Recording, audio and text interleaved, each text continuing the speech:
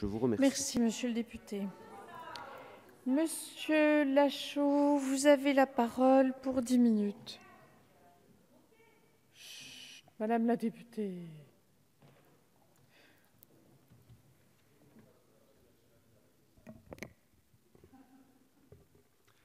Madame la Présidente, Monsieur le Ministre, mes chers collègues, cette proposition de résolution amène dans notre hémicycle la question cruciale de mettre le peuple et ses aspirations au cœur des débats budgétaires.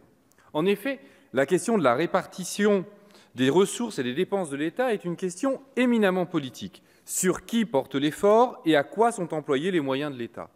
Dans une république comme la nôtre, res publica en latin, à savoir la chose publique, le budget de l'État devrait être alloué au bien commun et tourné vers l'intérêt général.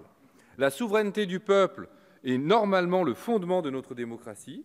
Comment est-il donc possible que le débat budgétaire exclue à ce point le peuple et ses aspirations, alors que c'est le premier lieu où devrait s'exprimer sa souveraineté? Pourtant, le peuple est exclu des débats budgétaires et le rôle de ses représentants réduit au minimum. Et encore, dans les projets de réforme institutionnelle, le temps du débat alloué au budget devrait être encore limité. Quant aux aspirations populaires, elles en sont depuis très longtemps absentes. Les débats budgétaires sont trop souvent réduits à des questions techniques qui seraient réductibles à des débats d'experts et d'efficacité économique. Les papes et les rapes de la LOLF auxquels nous sommes ici habitués sont incompréhensibles pour le grand public et empêchent le peuple de saisir les enjeux que nul ne songe vraiment à lui expliquer. Les indices technocratiques de performance, qui ne sont pas délibérés démocratiquement, tiennent lieu de boussole budgétaire. Pourtant, c'est le peuple qui, par l'impôt, contribue au budget de l'État, et le peuple qui en bénéficie, du moins en théorie. Mais nous pouvons tous constater le dépérissement des services publics, qui sont les seuls biens de ceux qui n'ont rien. Le service public hospitalier est déjà en piteux état et ne tient que par le dévouement de ses agents. Mais tous sont dans le même état: éducation nationale, culture, justice, transport en commun. Partout, la désorganisation et la pagaille du fait de réductions absurdes de budget et de personnel. Par exemple, à Aubervilliers, dont je suis le député, le tribunal d'instance a dû être fermé au public de longs mois, faute de personnel. Le délai d'audiencement y est de 12 mois, contre 2 à Paris. Imaginez ce qui se passe quand il faut autant de temps, rien que pour audiencer un contentieux locatif. Il est quasiment insoluble au moment où il va être enfin traité. C'est donc le peuple qui devrait pouvoir arbitrer les grands choix budgétaires, au moins par l'intermédiaire de ses représentants. Pourtant, les possibilités d'amendement pour les parlementaires sont réduites à peau de chagrin. Il est bien possible de proposer de transférer des crédits, mais seulement au sein d'une même mission, et à condition de ne pas augmenter le montant de ces crédits. Les parlementaires ne peuvent donc pas proposer de répartition alternative globale des différentes missions. Les grands équilibres du budget sont soustraits au débat. Le reste du temps, l'article 40 se charge d'empêcher toute initiative parlementaire qui nécessiterait financement.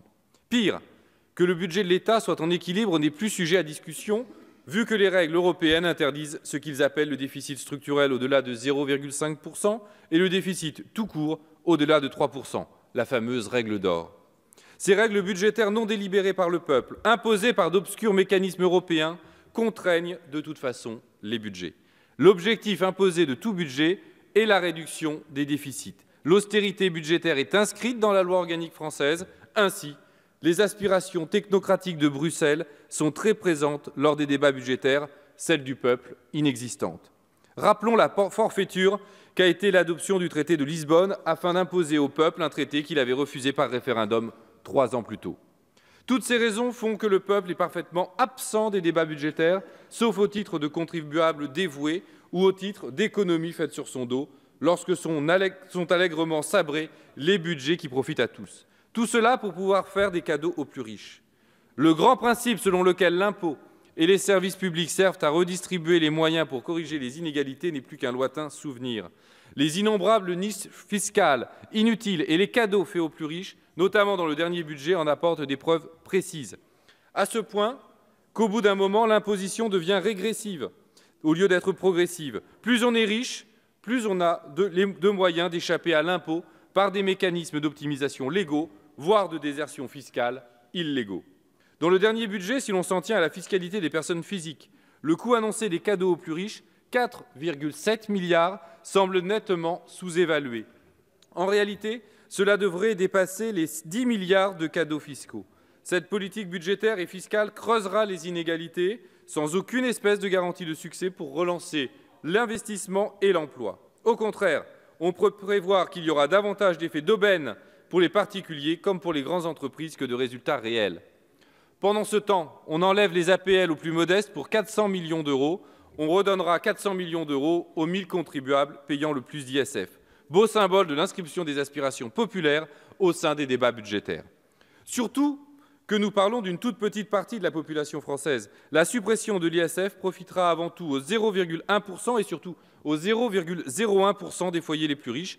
Il y a 3 400 foyers dont le patrimoine va de 15 millions à 49 milliards.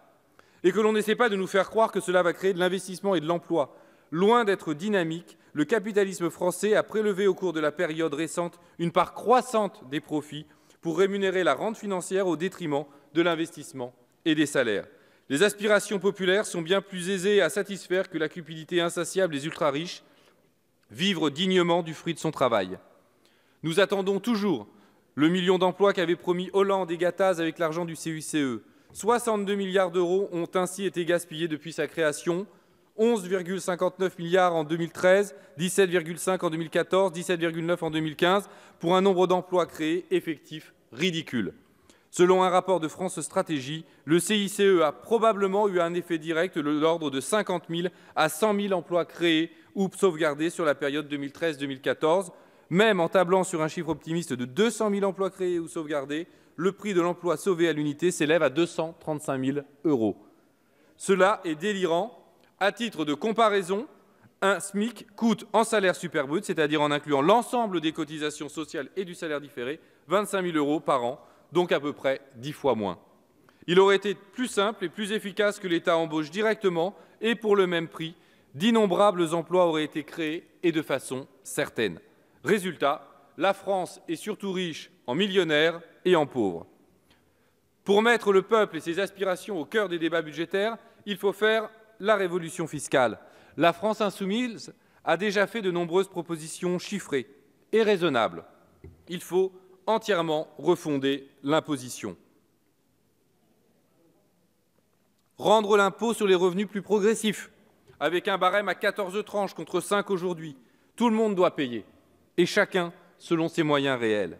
Il faut instaurer 100% d'impôt sur la tranche au-dessus de 20 fois le revenu médian, soit pour les personnes qui gagnent plus de 400 000 € par an. Cela laisse quand même une belle marge.